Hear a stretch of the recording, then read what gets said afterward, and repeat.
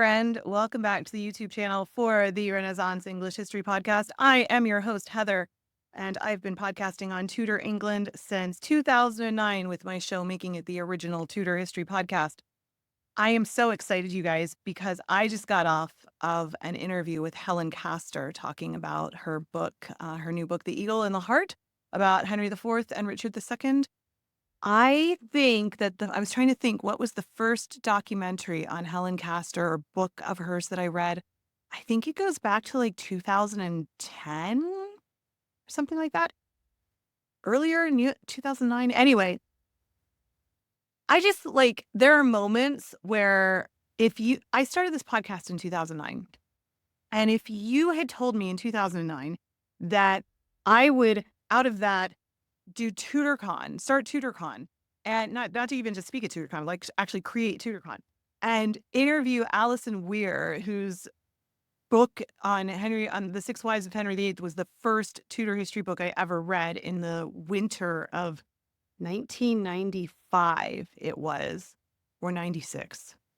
It was winter break from college and there was a snowstorm. And I remember I had worked at Borders Bookstore, which is so sadly out of business these days. But anyway, I got discounts on books, which was great. So like basically my entire paycheck went to books, and I was in the history section, and I was either a freshman or a sophomore in college. I think I was a freshman. Anyway, it was winter break and I had this book there on my shelf and I thought, oh, I'm just going to start reading this. This sounds interesting. This king had 6 wives. That's crazy. And thus began my love affair with that. Anyway, so I interviewed her for the first time in 2016. I've interviewed her several times. All the people I've met, all the amazing people I've gotten to talk to. And I just had started my week with this lovely call with Helen Castor talking about the eagle in the heart. And it's just like, holy shiz, what kind of life is this? It's so just thank you for watching this channel. Thank you for listening to my podcast. Honestly, I couldn't do this if people didn't watch or listen, because the reason people want to talk to me is, they have books and they want to share about their books. They want to share their research and all that.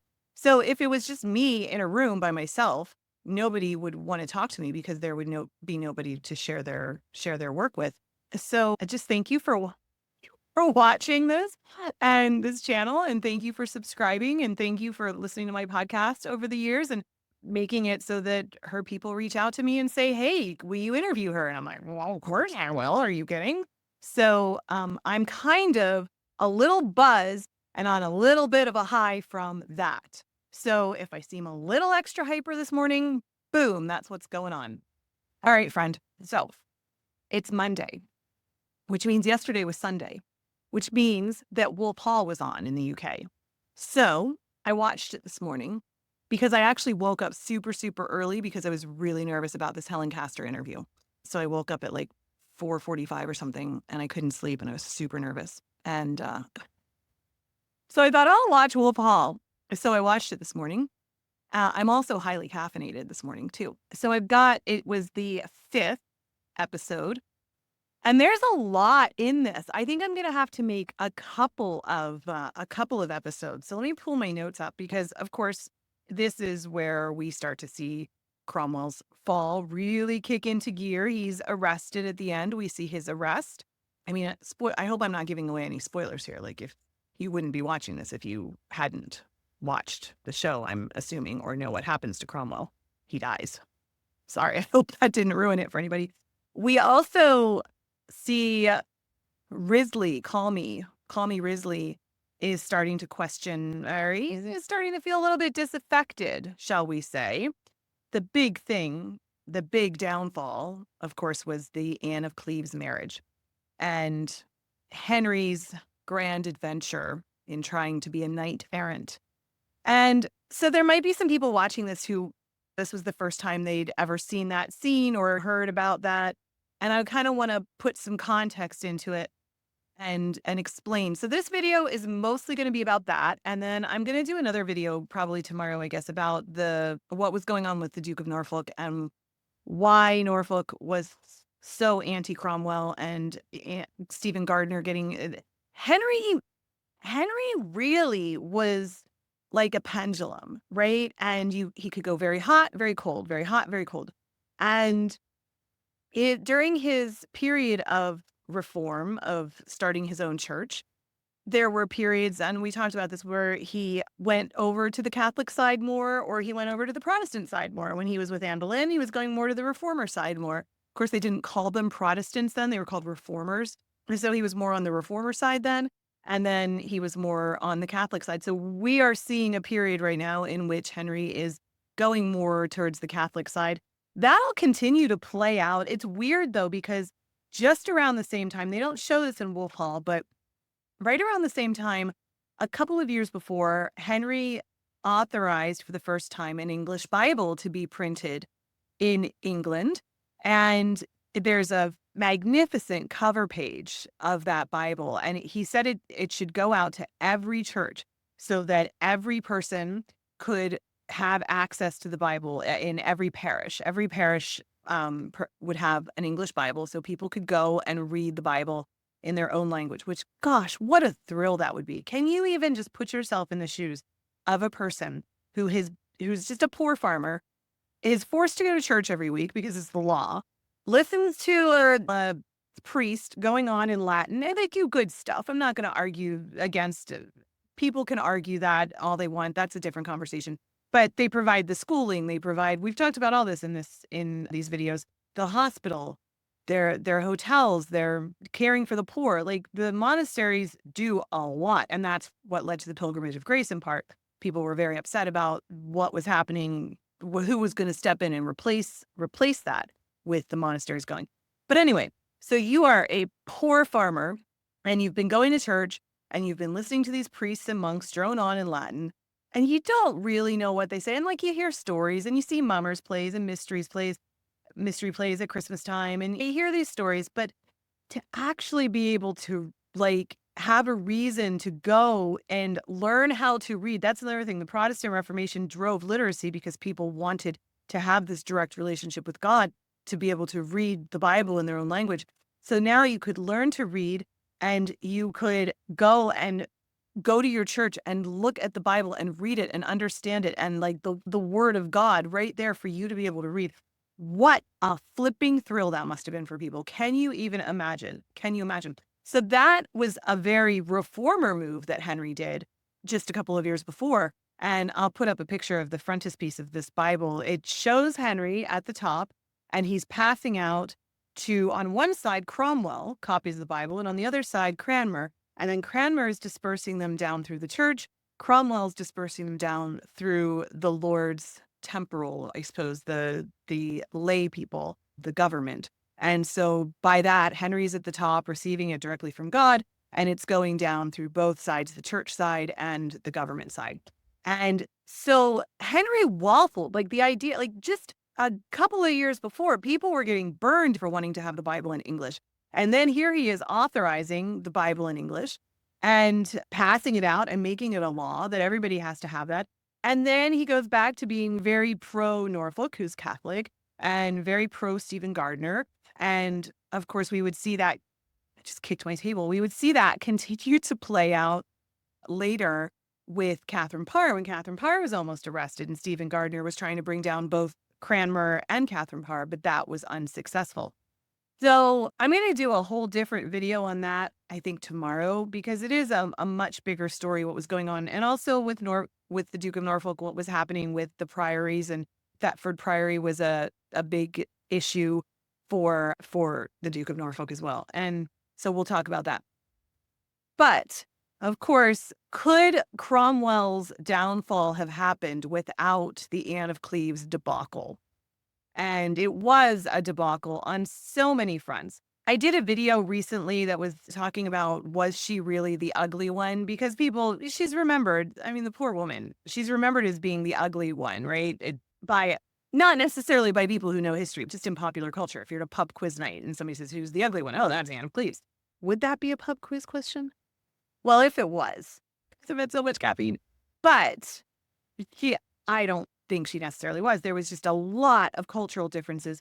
Henry was very much a romantic, as much as he killed two of his wives, so that's problematic. But he was very much in love with the idea of love. He was a serial monogamist. When he had a mistress, she was his mistress. he was always going from relationship to relationship. He wasn't one of these people who was just out partying with multiple women all of the time. He very much loved love. And he had worked himself up into a state over this Cleves marriage. We're 3.5 years after the death of his wife, whom he had wound up idolizing her when he looked back on it through rose-tinted glasses of the past. She was the one who gave him the son. She was the one who was gentle and docile. And after the storm that was Anne Boleyn, here comes Jane, this peaceful woman who, even though we did a video on this, she did stick up for the rebels in the Pilgrimage of Grace. She tried to. Who knows what she would have done if she had lived longer? She might have been somebody that managed to find her voice and really have a forceful personality and all of that. But that is not how she's remembered. And that's not how Henry remembered her. And he wound up asking that he be buried with her. He always saw her as the true wife. She was the one that was in all of the portraits, even once she was dead. He included her in all of the dynastic portraits, everything like that. So Henry had wound up looking back on her and putting her on such a pedestal. And he didn't marry for 3 years, which was or 3.5, which was a pretty long time, especially because he still only had the one son, and children, as he himself had experienced, could die quite quickly in this time. And so it was kind of important for him to marry again. People had wanted him to marry again. People said, you don't have to love her, just get another son, just have a dynastic marriage. He wanted to feel love. And so this opportunity comes with Cleves. He sees this portrait. He almost married Anne of Cleves' sister, Amalia. I did a video on Henry's almost wives, the 6 women who almost became his wife, and Amalia Cleves was one of those. They weren't sure whether they were going to send Amalia or Anne. There were portraits of both of them. Anne wound up being the one who was put forward. I'll link to that almost wives video if you want to check that out. But Henry, now he's also, remember, he was born in 1491. So he's close to 50. I'm close to 50. When I listen to like music from the early 2000s and I'm like, this is my jam, man. Suddenly I've got I'm at the club, I'm feeling the groove. I'm just like, oh man, I'm like 25 again, right? And it doesn't take much to make me feel like that. I can imagine for somebody who had been athletic, who had been a knight, who saw himself as this military, chivalric, glorious knight, for him to now have this horrible leg injury where he couldn't walk properly. And he was always in a bad mood because when you're in pain, when you're in chronic pain, it sours your whole mood. I'm not trying to make excuses for him. He was a monster, but he was in chronic pain and that makes life pretty darn miserable. So then he was bereaved because his wife died. And now here he has this opportunity to feel young and feel in love again and feel those first yearning heartstrings and play this chivalric knight. And it almost for a minute kind of makes you feel sorry for him. A tiny bit. And so he saw this picture. He wound up putting Anne on this pedestal. I don't know if you guys, those of you who are young might not know this, but in the early days of internet dating, people would email each other and they wouldn't necessarily see pictures because people didn't have digital photos of themselves really easy. This was before before smartphones. And I remember going on internet dates many, many, many years ago, where you didn't necessarily have a picture. You would kind of describe yourself and then you would work this person up. Now I haven't internet dated. I've been married for 18 years with somebody I met on Craigslist, no less, which is a whole different story. But I'll tell you that was a good one. But anyway, where did I go? Oh, Henry saw this painting. I can imagine now people meeting on Bumble or OkCupid or wherever the kids meet these days. You see a picture right away and you kind of can tell if you're going to have chemistry or not. Henry didn't have that. He had a painting, which was Holbein, who's amazing, but you add in some idea. You add in some personality traits. It's not like he was talking to her on the phone, having a Zoom call with her to see whether he liked her or not. He just had this painting and the reports. So he built her up in his head. He was very much just thinking she was gonna be all that. And you see this in Wolf Hall where he's like, "Oh, well, we'll make music together. She might not know English songs, but she'll know German songs. She can teach me the German songs." And no, in Cleves, women did not make music. That wasn't seen as a proper thing, and it could ruin your reputation. She was brought up Anne of Cleves was brought up very, very strictly. And then he said, "Okay, well, maybe we'll go hunting together," because Henry loved to hunt. He's thinking about these things that they could do, things they could share with each other. We'll go hunting with each other. No, she probably doesn't hunt either. Again, that's not what women do in Cleves. Well, what do they do? Pray. And so I can imagine that Henry had seen this portrait, saw that she kind of has an enigmatic, almost Mona Lisa smile on her face, right? You could kind of make it mean a lot of different things. You might see a little bit of whimsical, or you might see a little bit of a sense of humor and trying to be serious, or you might see a lot of different things. And so I imagine Henry looked at that portrait, saw what he wanted to see, built up these castles in his head, and said, "This is what we're going to do. We're going to have so much fun. It's gonna be like Jane all over again, only better, because she's not gonna die, and she's gonna give me sons, and we're gonna be so in love, and it's gonna be awesome, and I can't wait, and I'm gonna feel like I'm 22 again, and life is passing me by too quickly, and I'm facing my own mortality, and, like, this is gonna make me feel young and inspired about life again." And, it didn't work out like that. Sadly for Henry, sadly for Anne, sadly for Catherine Howard too. But so he had this idea. Anne had had a very, very long journey, months. She went across Belgium, the Low Countries. It was winter, so the weather wasn't great. Going in a carriage, she wasn't in a nice touring bus. She wasn't in a nice SUV. She didn't fly. She wasn't doing anything like comfortable. She was in a carriage train that didn't have proper shock absorption. And she was going over bumpy roads in winter with snow and ice, and then over a choppy sea, and then in England on more bumpy roads. It wasn't comfortable. And I know how I feel and look after a long flight.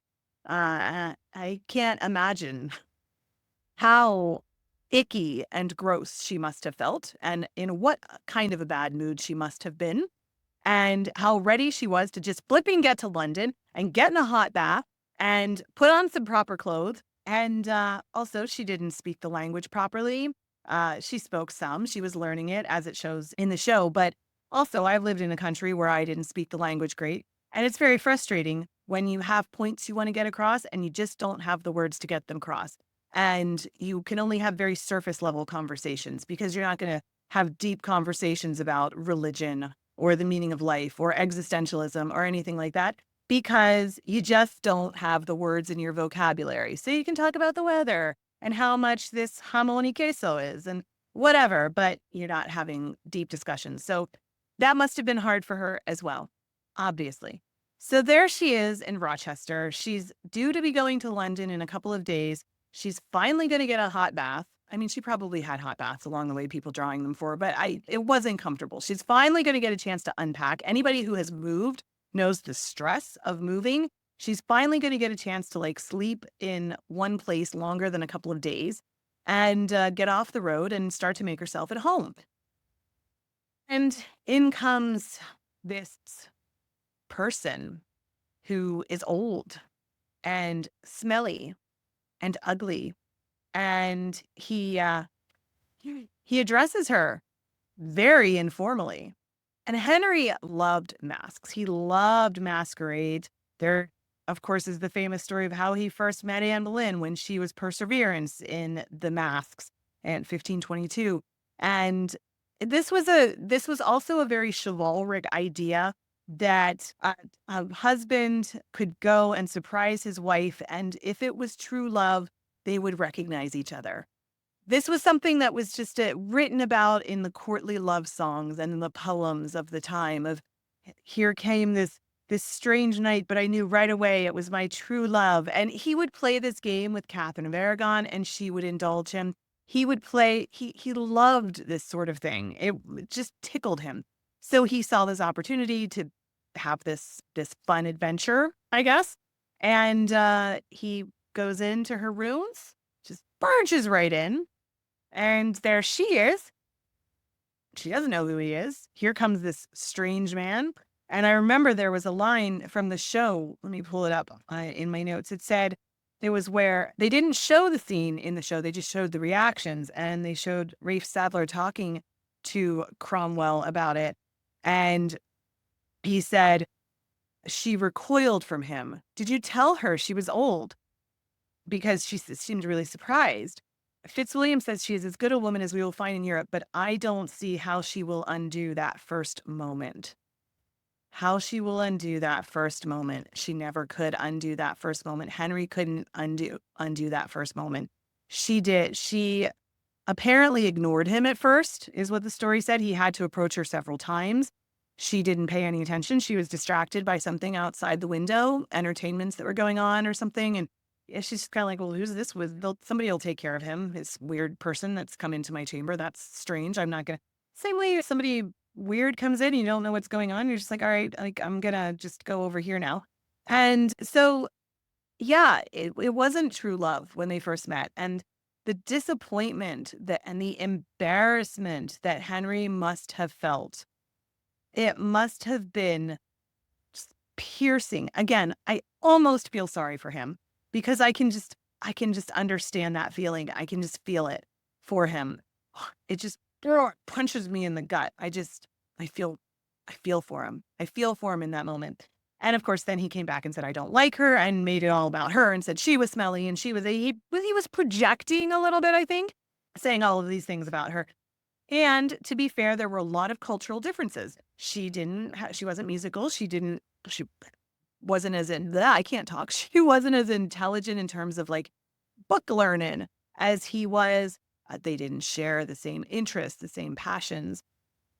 It wasn't, if there had been some kind of chemistry, if she hadn't recoiled from him, they might have been able to make it work. But he was never going to be okay with that after the way she reacted.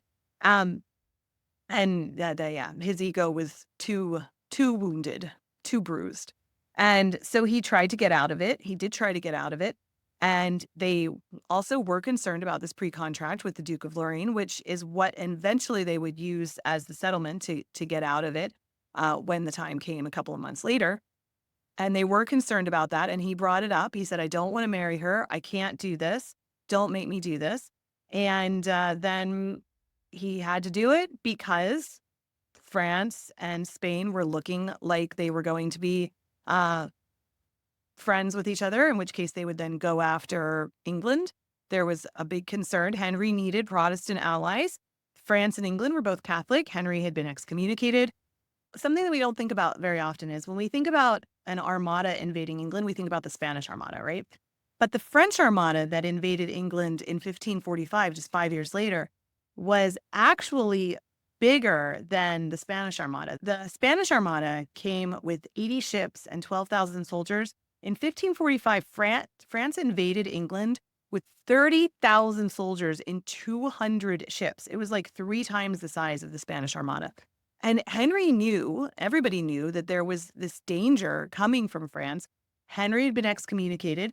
Any monarch who went after Henry did so with the Pope's blessing, a Catholic monarch. So France and Spain were both going to be dangers to Henry. He needed allies, and he needed some Protestant allies in that case. And Cleves was these German states, the Hanseatic League. They were powerful trading merchants.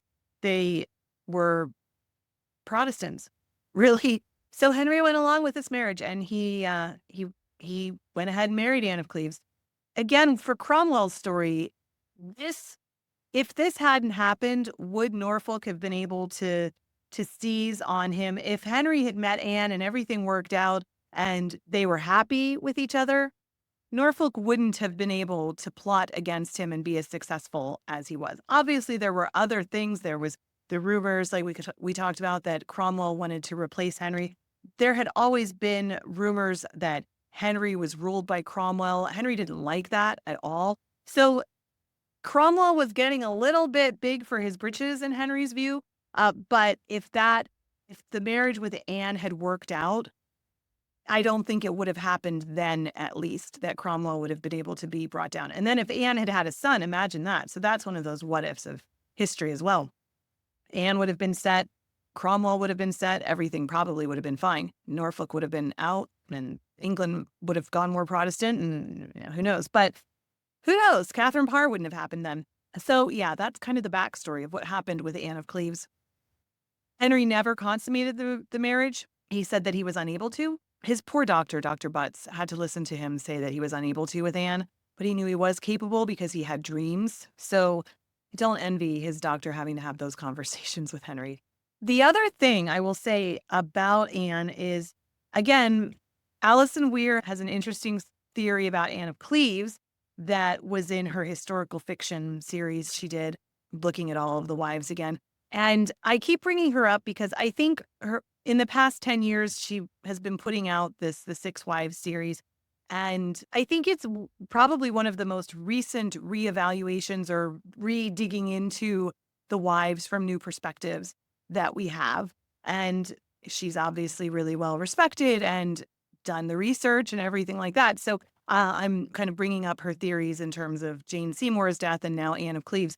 So in the book, in the story on Anne of Cleves, the historical fiction book about Anne, he actually does say that Anne might have had a child before. Henry said that he could tell her belly was soft, and he thought she had breastfed a child before. And he thought she'd been pregnant before. And he said that when he was talking about why he couldn't consummate the marriage. Those were some of the reasons that he said. Now, Henry could have picked anything. So did he just randomly pick that? Or he had 3 wives before who had had children. She had had mistresses who had had children. Surely he knew enough about women's bodies to be able to tell when a woman has had a child or not. That sentence. So Alison Weir gives that some credence when he says that. And I'll link to my interview with her that I did too, where she explains that, kind of what makes her believe that. It's an interesting theory. She thought that maybe Anna had had a child back in Cleves that was kept secret. And that's kind of the basis of the book that she wrote. So I don't know. If you really want to dig into Anne of Cleves' story, there's also Heather Darcy's. She's a historian who looks at Anne from the German side. She looks at Tudor history from the Tudor side. I've interviewed her too, so I'll stick a link here as well to that.